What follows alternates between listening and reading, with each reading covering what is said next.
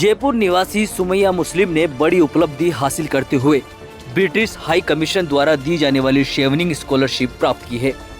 Scholarship के तहत Scotland की एडिनबरा यूनिवर्सिटी में 1 साल के लिए पढ़ने जाएगी। इसी क्रम में राजस्थान हज वेलफेयर सोसाइटी के संस्थापक और अध्यक्ष शेख हाजी निजामुद्दीन ने रामगंज स्थित अपने कार्यालय में सुमैया और उसके पिता मोहम्मद मुस्लिम अंकल गुलाम जिलानी का माला पहनाकर और मिठाई खिलाकर सम्मान किया और सुमैया को उज्जवल भविष्य के लिए बधाई दी। आपको बता दें कि सुमैया 1 सितंबर को स्कॉटलैंड के लिए रवाना होगी। TNI आवाज ब्यूरो रिपोर्ट।